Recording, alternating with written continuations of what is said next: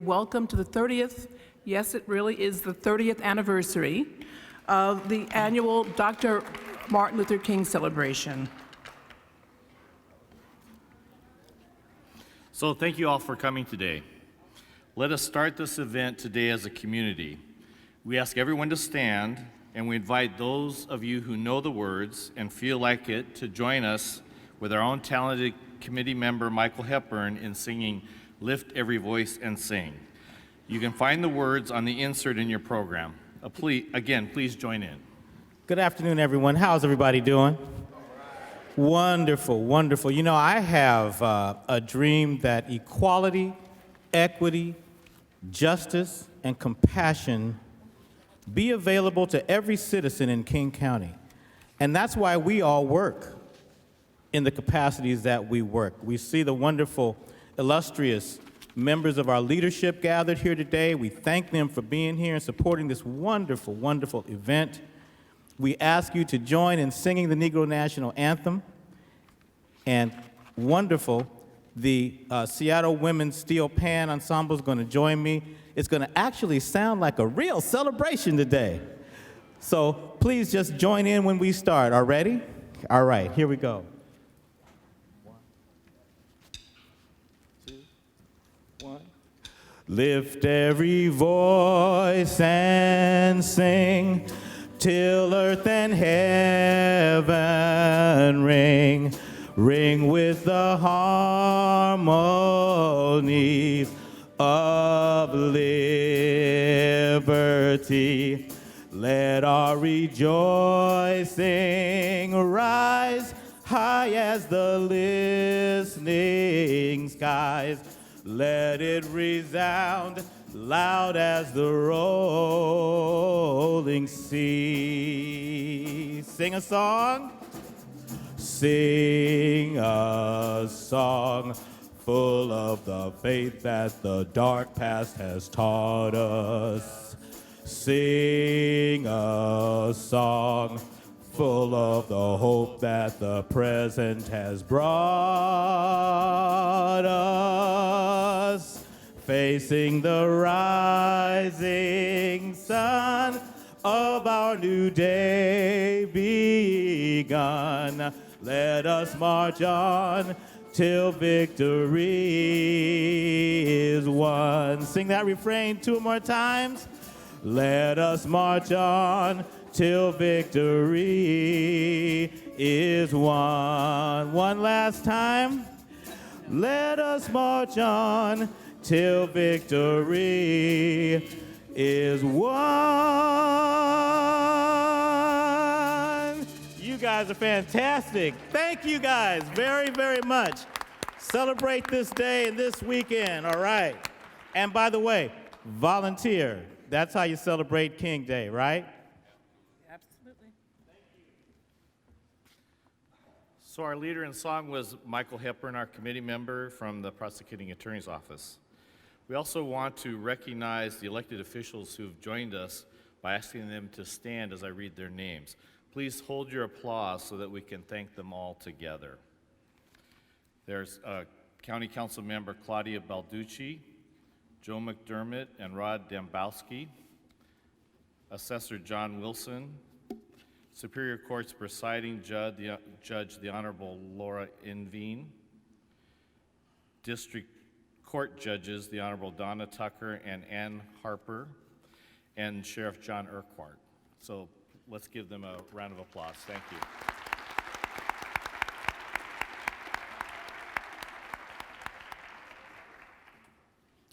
So one of this event's biggest supporters, Councilman Larry Gossett, is unable to join us today, and he sends his regrets.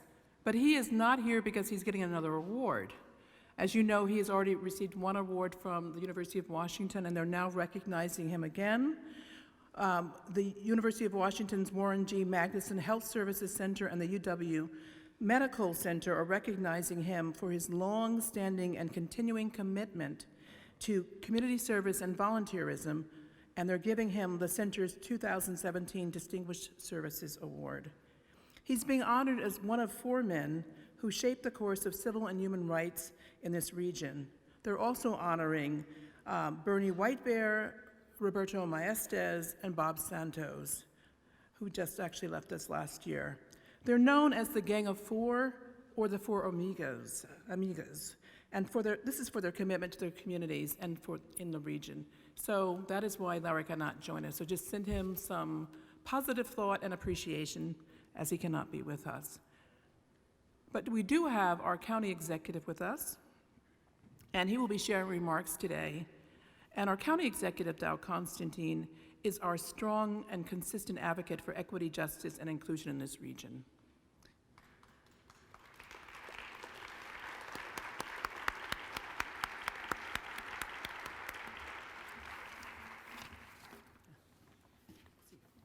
Thank you so much. And thanks to all of you for being here today and for being the faithful servants of the people of Martin Luther King County. I want to welcome you to the 30th annual, can it be 30? The 30th annual Dr. Martin Luther King Jr. celebration organized by the employees of King County.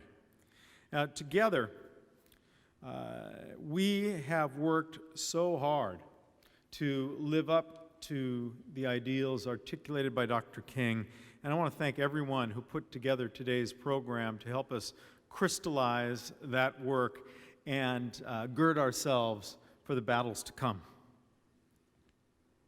In 1967, Dr. King wrote, "America owes a debt of justice, which it has only begun to pay.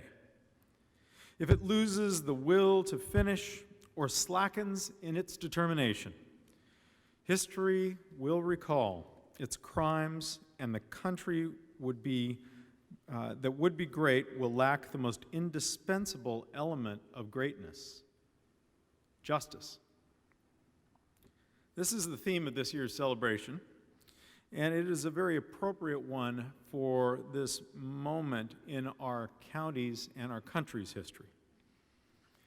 As we gather today, America is on the brink of inaugurating a new president, one who seeks not only to slacken our determination to move forward as a country, but in many ways to throw us into reverse, to take us back to a worse time for many in American history.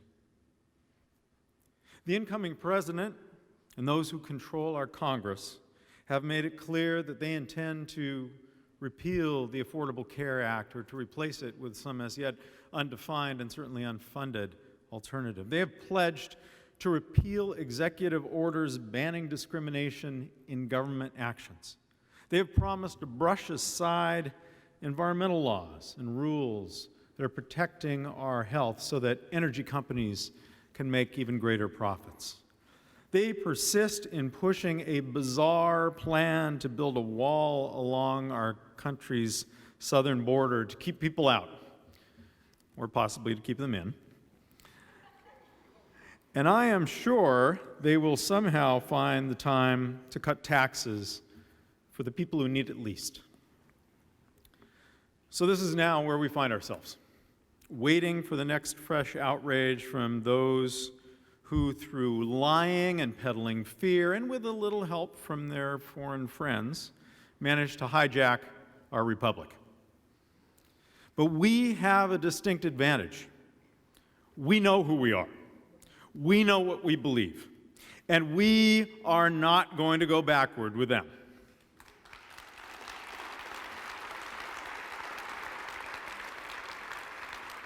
In this county, which proudly recognizes Dr. King as its namesake, we have joined together to make and to keep equity and social justice at the very center of our work. We continue to work purposefully every day to ensure that our employees have equitable opportunities for advancement in a respectful work environment. No matter what lies ahead, we will press ahead with these efforts because these are our core values as a county. We stand united to respond to the challenges of a federal administration that would cut health care on the heels of a successful effort that saw 200,000 of our brothers and sisters secure for themselves the care that they and their families need in King County. We will stand together to protect the rights of all the people of King County, regardless of race or culture or religion or immigration status. We will show that being a government and being a region of full inclusion is not just a recipe for success, though it is that. It is the way of the future for us and for this nation. Our current national politics have given license to old resentments and fomented new hatreds. We need to be the antidote to that poison. We need to be the change we want to see in this world. And by pressing ahead, by continuing our forward progress, we can and will inspire other regions and our nation to join us. We must also not forget the other element of this leadership transition, the completion of 8 years of successful and faithful service by President Barack Obama.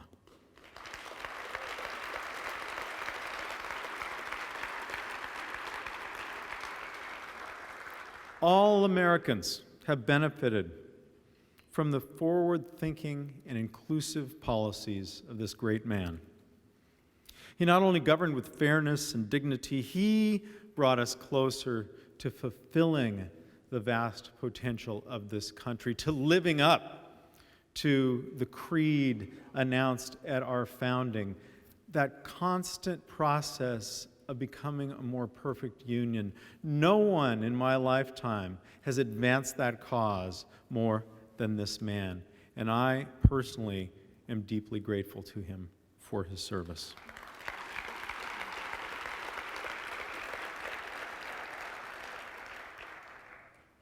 He gave us a little glimpse of Dr. King's beloved community. It is a proud legacy indeed for our nation's first African-American chief executive. See, Dr. King challenged us to become better people, each of us, and in doing so, to create a better society.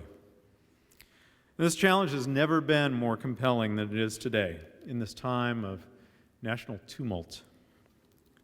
We, the people who provide services to the people of King County, we are the ones who need to be the model. We need to model the change we want to see in the world. We need to model what a government should be. We need to show the nation that there is a better way than this detour they have taken. We must constantly strive to make the long-term systemic changes we know are necessary, even as these strong outside forces push and pull the American people in different directions. We can be the light this nation needs. Thank you again for joining us as we honor the life and legacy of our namesake, Dr. Martin Luther King, Jr. Thank you.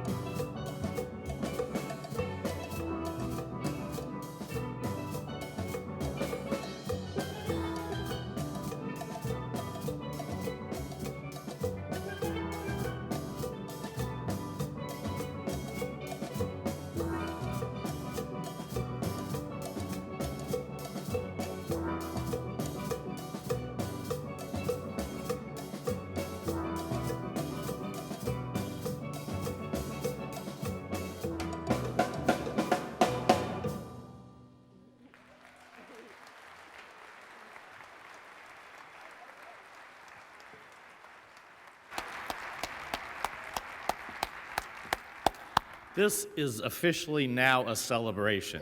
That was tremendous. Thank you so much.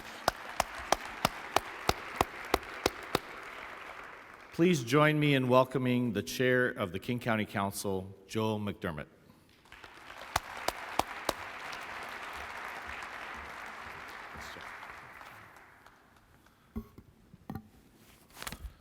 Thank you so much, John.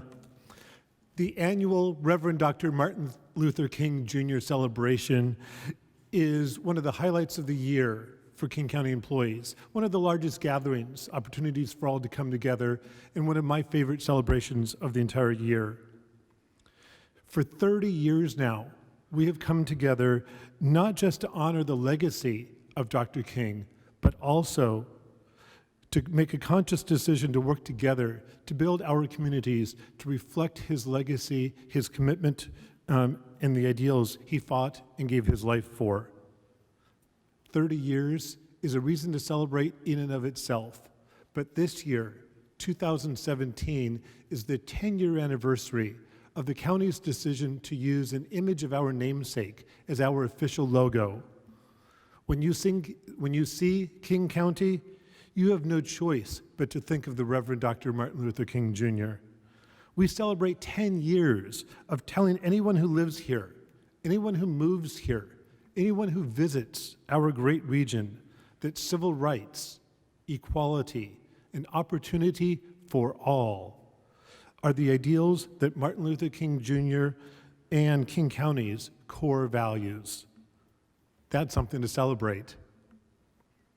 And as we continue our celebration, it's my pleasure to be able to introduce our keynote speaker.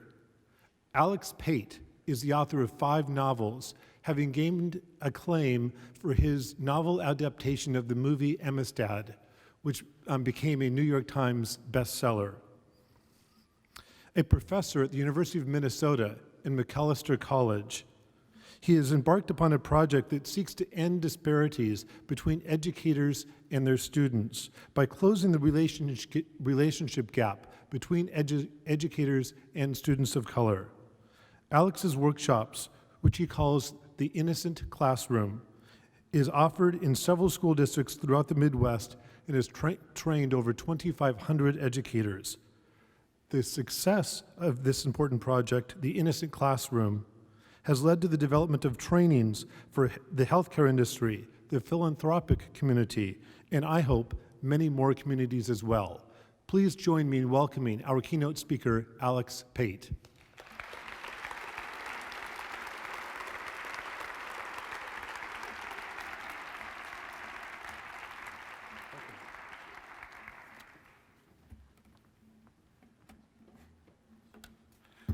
Good afternoon, everyone.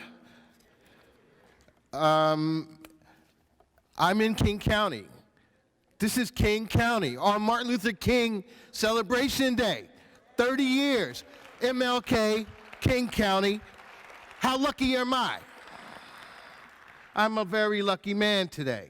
Well, yes, I am. It's my great honor to be here with you. I want to first say thanks to Heather Dwyer, to Paula Harris-Smith, to Jim Kelly, and all the folks who helped make my presence here happen today. Heather Dwyer with For Culture. I think she was the first person who heard me speak in Minneapolis about innocence, and at the time I was talking about innocent giving. I will give you a full measure of that in this talk in a very brief period of time. But it's my first time in this great city, and from where I live, I've always looked to Seattle as one of the great progressive cities in this country. So I'm super happy to have this opportunity to visit with you. I live in Minneapolis, where by now we've already stopped talking about football. So in some ways I get to stick my toe in the waters of success that you get to enjoy. I come to you from the frigid Midwest, and I'm not joking about that. I mean, I know it's cold here, and I grew up in Philadelphia, so I was used to winter, but man, Minnesota brings a whole new definition to that. I mean, I'm going back home to minus 18 degrees. Yeah, well, whatever. That's what I meant. Like, I'm lucky right now. Anyway, being an author, a novelist, I've been asked to do my share of Martin Luther King celebrations over the years. I have, especially when my novel Amistad was in greater demand. But as I prepared for my remarks this year, I was struck by a kind of ironic power I felt surrounded this year's MLK events. I mean, we are less than 2 weeks away, as you've heard. And by the way, I mean, your leadership here is that concept of the progressive city, county that King County is, it's earned because your leadership are truly progressive political leaders. That is not a common reality across this country. So we are, as you heard, we are less than 2 weeks away from a presidential inauguration that has challenged many of us to step back and really struggle with where this country is today. And think about the world of Martin Luther King. His world was at least as problematic as ours is today. And guess what? No one in my lifetime has exuded more positive, oppositional energy than Martin Luther King. And much has been written and said about that in this way, about how he stood up to that energy, that negative energy. And of course, he was a man of God. But he also had a great faith in this country and its people. I think Barack Obama exudes the same kind of energy. Martin Luther King believed in America. He believed in its promise. It takes that kind of faith and love to look down the barrel of injustice and demand that people pull themselves out of the delusion of racial discrimination and hatred. I mean, he really believed in love at its most fundamental level. And he believed in this country, sometimes in spite of its leadership. And perhaps it's my age now or my own delusion, but I agree with him and his position more now than I ever did. It's times like this that further elevate the vision and power of Martin Luther King's dreams. But how do we effectively celebrate, honor him this year? How can any of the planned tributes and celebrations for Martin Luther King do justice to that man?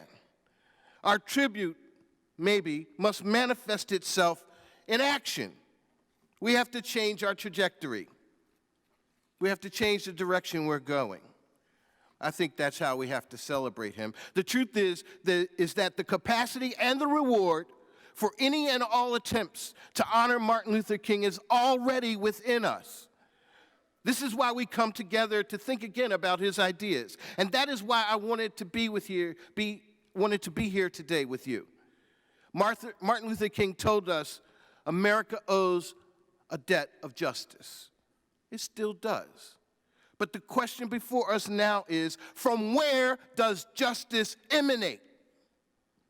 Just the other night, in his farewell address, President Obama said, "We're not where we need to be. All of us have more work to do." After all, if every economic issue is framed as a struggle between a hardworking white middle class and undeserving minorities, then workers of all shades will be left fighting for scraps, while the wealthy withdraw further into their private enclaves. If we decline to invest in the children of immigrants just because they don't look like us, we diminish the prospects of our own children, because those brown children will represent a larger share of America's workforce. But laws alone won't be enough. Hearts must change. If our democracy is to work in this increasingly diverse nation, each one of us must try to heed the advice of one of the great characters in American fiction. I'm still quoting Barack Obama when he quotes Atticus Finch saying, "You never really understand a person until you consider things from his point of view, until you climb into his skin and walk around in it." How do we learn how to create justice in a culture where it is still a debt? The kind of debt that Martin Luther King was talking about. Laws have been passed, and still justice remains a longing. Do we have to provide details? Do we have to talk about the reality of abuses of power? Do we have to talk about disparities in housing, in income, in health care, or perhaps worst of all, disparities that exist in education? I think everyone, all of us, has a role to play in this. In each of our lives, there are moments when we can actually create a moment when justice springs into being. We can literally manifest it right there in front of us. We can do this. We can do this. For example, if each one of us pledged today that from this moment forward, in the spaces we control, in our classrooms, in our offices, in our homes, everywhere we dominate, stereotypes should have no place. So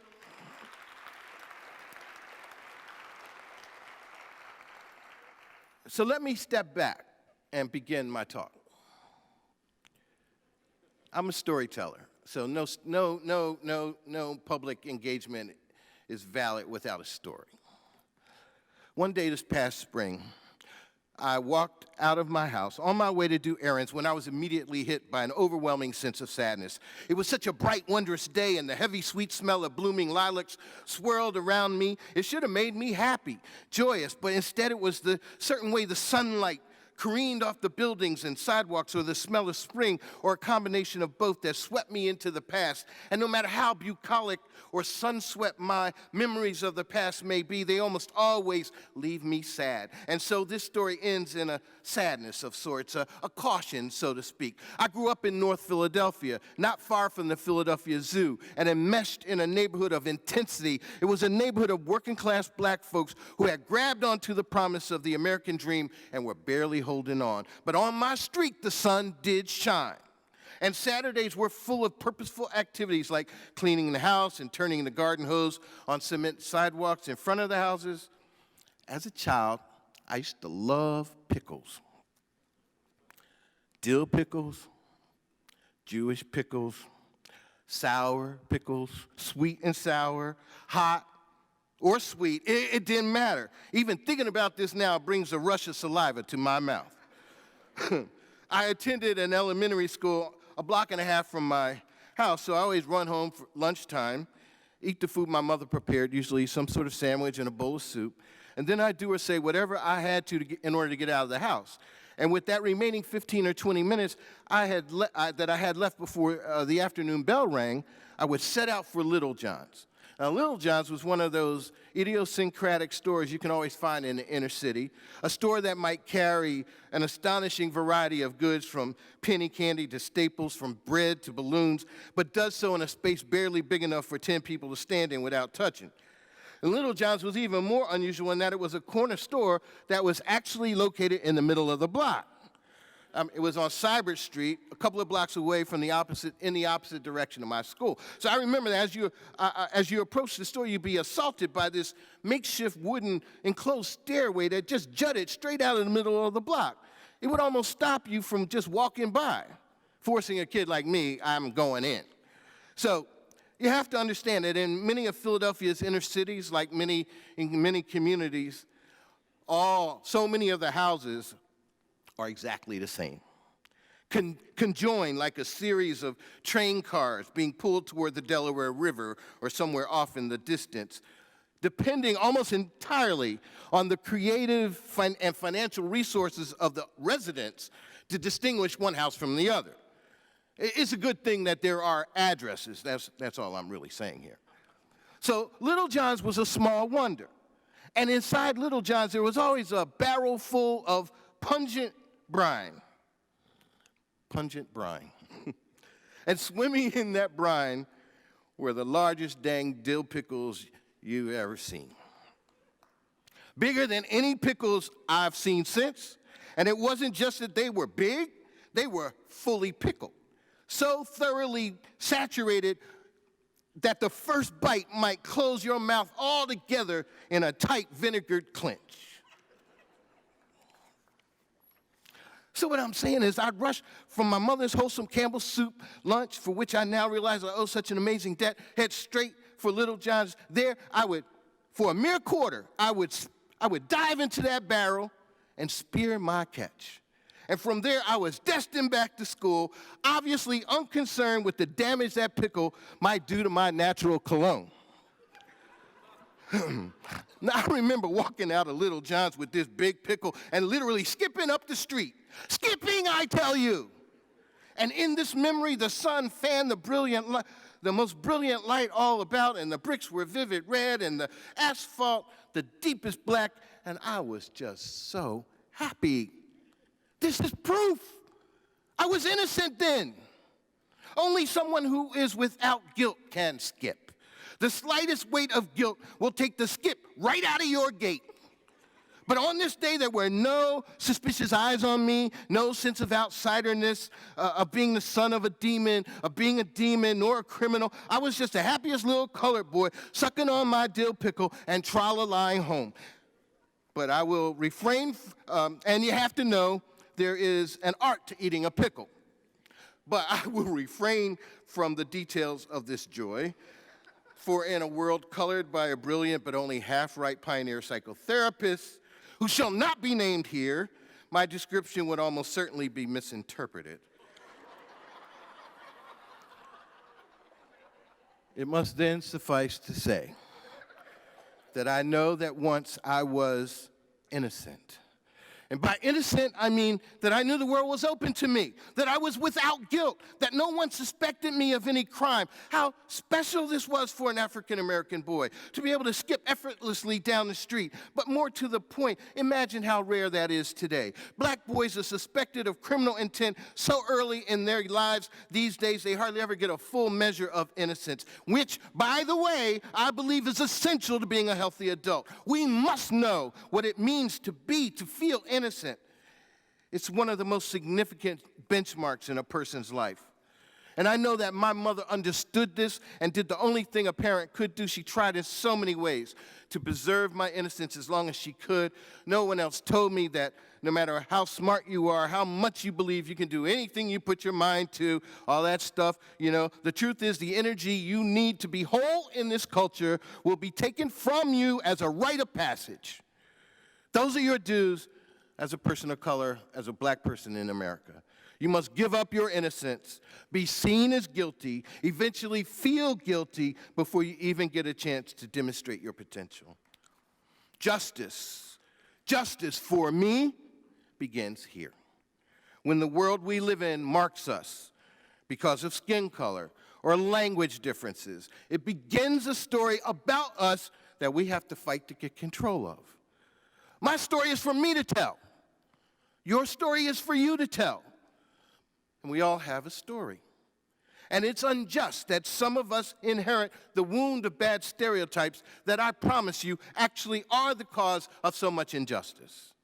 Throwing this off, shaking off that load, to paraphrase Erykah Badu, of negative images and stereotypes is the first challenge people of color have in this culture. And there is very little training on how to do it. So this is my work, because as I've said, we have to identify the place where injustice, rather than justice, is created and strengthened, and it is there we must begin to rebuild our cultural fabric. Yes, I'm telling you that we have to create a new way of seeing each other, a new way of talking to each other. Even though less than a month from now we will inaugurate a president that has divided our country, even though the toxic cloud of racial tension threatens to thicken around us, even in this world, I'm saying we must fight for our own individual innocence, the right to tell our story, the right to be who we naturally are, devoid of the cloak of negative images and stereotypes that attempt to define us. So as I said, this is my work. I'm out to build in my work in the education arena, I'm out to build an army of teachers who sign on to the challenge of freeing our children from the negative stereotypes they live in bondage to. And just to put a point on that, when our children begin to embrace their innocence, that is, they stop relying on stereotypes to tell them how to feel, how to react, they suddenly become better students, more engaged, more openly curious. This is where the new fight for justice must begin, I believe, with our children. We have to convince them there is a bountiful future, that they have value, that they can see, that we can see them for who they really are, that they can trust the people who are charged with leading them through life, with teaching them what they need to know. My work, helping teachers build stronger, more authentic relationships with students. The students they must teach, is my attempt to reset the bar of justice. See this Hispanic child. See this black child. See this Native child. This Asian American child as a human being who deserves to be seen outside of the filter of the negatives popularly associated with other people who have the same skin color. See that child. Children of color, particularly African American children, are being held in a virtual bondage to the negative stereotypes about them that have developed over time. These stereotypes define our children. Well, I could say, tell me what America tells you about African American children. Huh? We don't want to do this, but I've done this exercise over and over again. Threatening, violent, criminal, poor, academically disengaged. I could go on. And these guilts are internalized by our children before they even enter the school door. Because they know they think that's what the culture is saying about them. The stereotypes actually become a script that influences their behavior and inhibits their ability to be engaged learners. It's the reason for the achievement gap, in my opinion, and other disparities in the education system. No education reform effort, to my knowledge, has even had the slightest impact on the interior development of our children. My creation, The Innocent Classroom, is an attempt to free children from their bondage to stereotypes by transforming educators into liberators. The new definition of innocence that we use should be understood as the reduction, minimization, or elimination of the guilt that develops from negative stereotypes. And to do this, educators must commit to developing authentic, intentional relationships with each student in their classroom, creating a classroom where children are free of negative expectations. The Innocent Classroom does something no other response to disparity does. It offers a process for creating relationships. Without them, no effort, no reform strategy can hope to be successful. Perhaps we've come to the end of an age, maybe. Public education, in the sense that schools take in hundreds of students, crowd them into rooms that are sorted by age, and expect all of them to learn what is being taught. Maybe that process is coming to an end. In particular, our system's inability to reach children of color may in fact be its last rasping breath. When I think of children of color, in my head, in my dreams, when their images are disconnected from reality, they appear as I see or saw myself as a child.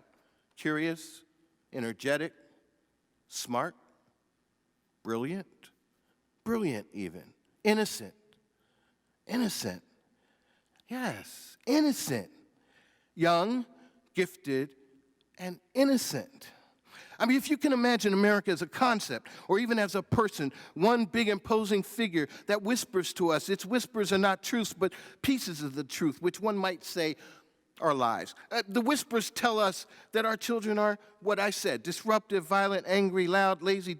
Again, I've been in scores of districts, asked hundreds of teachers, tell me what America tells you about the children you teach. And those words we heard, I could repeat them, there could be more, are the words that our educators say, but it's not just educators. This is common. This is what America is doing to our kids. You can fill out that list. No one is immune to these whispers. Not the children, their parents, the media, which is the ultimate conduit for the whispers themselves, or even those chosen to be their educators. Everyone hears these whispers. And unfortunately, our children are susceptible to the power of stereotypes, which is what is being whispered. The whispers carry negative images, narratives, descriptions. Think about the music, the movies. Think about the games they play. Just think about all of the whispers that are happening around our kids all the time with nobody there to help them sort, many times.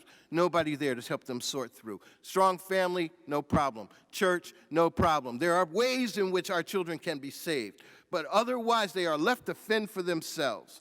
And those whispers are powerful. They are so powerful that they work their way into their brains in such a way that it begins to dictate behavior. It becomes a script. And I believe those words are internalized as guilt in the bodies of our children and steals lingering innocence right out of their lives, maybe forever. What good is being innocent in a world of guilt, especially in a world where innocence is seen as weakness? They're trapped.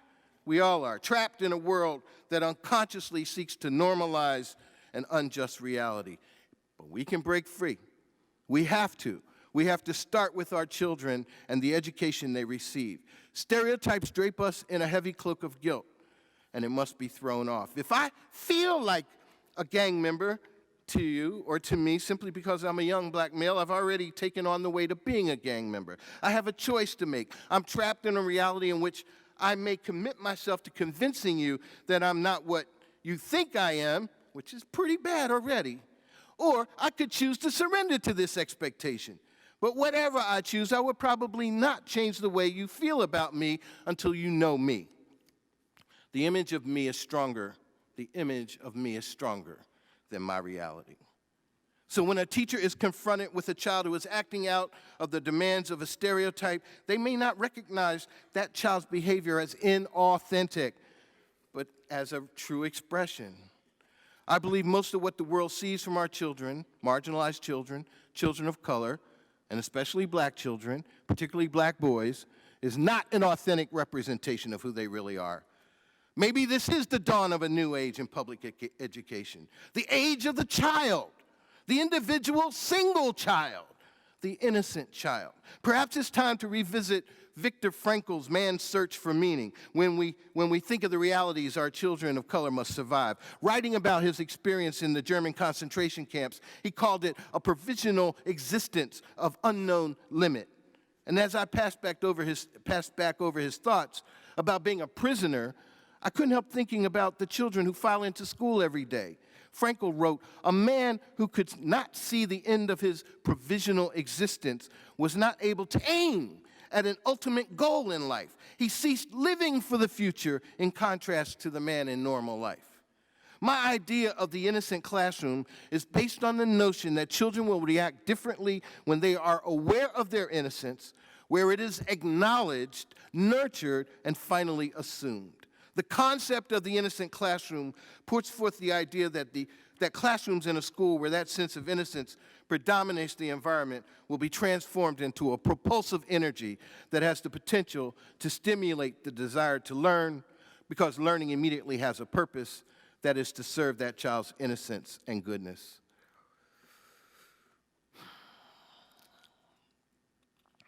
And I have to tell you that when teachers embrace this idea, our children look up at them as if they are seeing those teachers for the first time.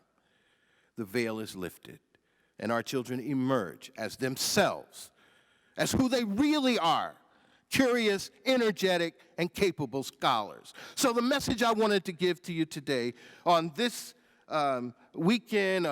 on this day, as a part of a weekend celebration, when people all over the world are paying tribute to the man and his achievements, is that the future of this country, of our lives, lies not in history, but in the present. How will we prepare ourselves to be a force for change in this country that is our home? And will we learn how to make our home a home in which other people who are different from us also feel at home? Yes, there is a debt of justice that we must bring into being. And yes, the promise of America is unfulfilled, but we are here. And despite the political environment, despite the negative energy that rises around us, we are strong enough to fulfill the mandate that Martin Luther King gave us. We can learn how to create everywhere around us, everywhere we have power to. We can create justice out of the wreckage of racism, bias, and hatred. We can, because that is who we are. Thank you so much for listening to me.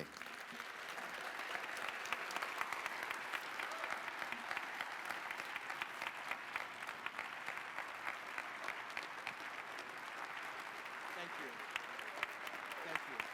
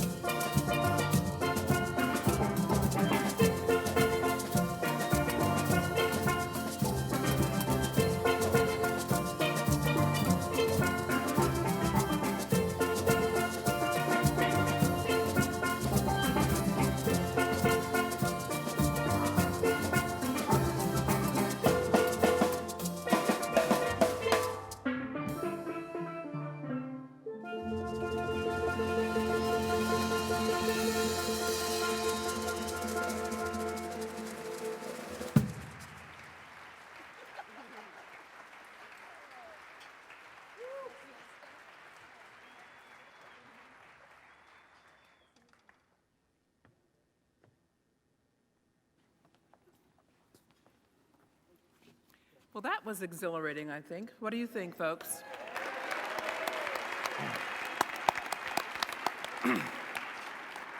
So special thanks to all our speakers, County Executive Dow Constantine, the Chair of the King County Council, Joe McDermott, our special keynote speaker, Alex Pate, our performers, Michael Hepburn, and the Seattle Women's Steel Pan Project.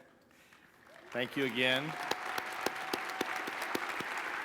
And a thank you to all the members of the King County Martin Luther King Celebration Committee. So we also want to thank all of you in the audience for being here today. For John and myself, this is our last celebration. We didn't do it for 30 years, but we did it for a big number of that 30 years. So this is the last time you'll see us together at this podium. And so we would also like to ask our fellow committee members to join us up here on the stage at this time. So where are you people? Come on out and join us.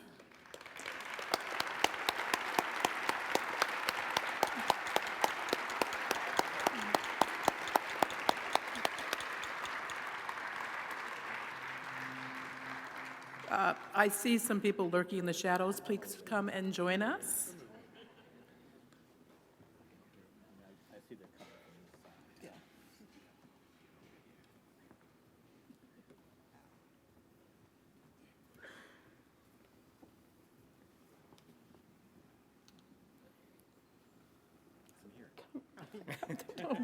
Don't hide. Right.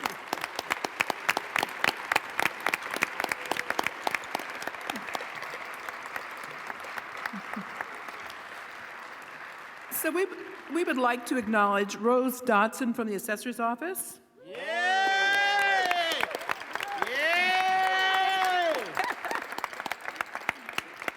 So Rose and I have been doing this together for a bit of time from when we worked in the Office of Civil Rights. So she is my go-to. Also, Michael Hepburn from the Prosecuting Attorney's Office. Y'all know me. Yes, we all know Michael, and we want to stay on his good side because he's with the Prosecuting Attorney's Office. Heather Dwyer, Jim Kelly, and Doreen Mitchin from Fort Culture.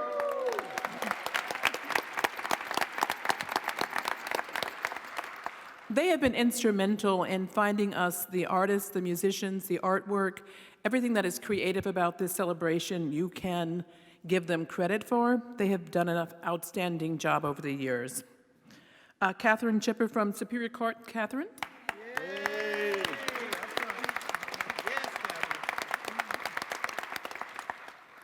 Lonia Patterson from Public Health.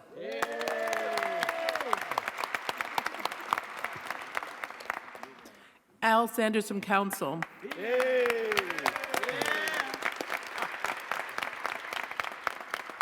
Every time you see a proclamation about the celebration and about this being Dr. King's month, you can look at our wonderful Al because he has drafted it and made sure that it's happened.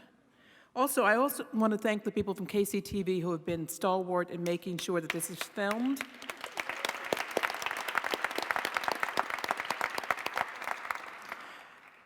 Brian Starr, Alan Coleman, Rustico, and James Byrne have made sure that this program is videotaped but also available to the public and all of the employees who are not able to join us here. And you will see in your program the dates that it will be available. So please, if you would like to see it again, please do it again. They have brought this celebration to the homes of thousands of King County residents and probably even beyond King County. So we're going to ask you now to stand and join Makala Romero from the Seattle Women's Steel Pan Project to sing America the Beautiful. And also, I do want to thank our council member, he was here, who has been supporting the celebration. Thank you, Joe. And I believe our, You gotta say Jim. Joe McDermott, our council member, who is also our council chair. Joe, right? Not Jim. And also our county executive who had to leave earlier for other obligations, who has been a great supporter of the celebration year after year. And so now, please join Makala Romero in the singing of the America the Beautiful. You'll find the words in your program.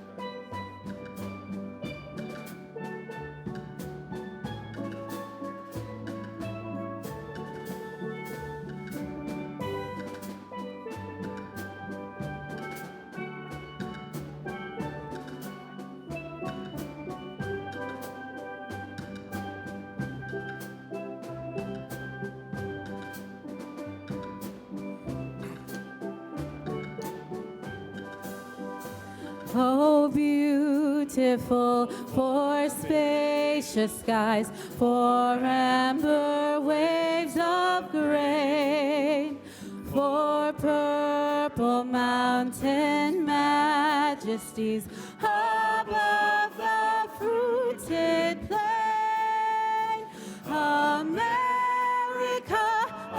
America, God shed his grace on thee, and crown thy good with brotherhood from sea to shining sea. Oh, beautiful for patriot dreams that sees beyond the years. Thine alabaster cities gleam, undimmed by human tears. America, America, God shed his grace on thee, and crown thy good with brotherhood from sea to shining sea. Oh, beautiful for spacious skies, for amber waves of grain, for purple mountain majesties above the fruited plain. America, America, God shed his grace on thee, and crown thy good with brotherhood from sea to shining sea.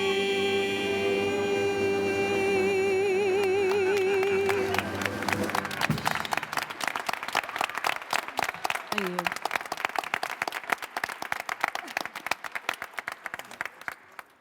Remember, make the holiday a day on, not a day off. Volunteer in your community, move the work forward. We have a lot of work to do in the future.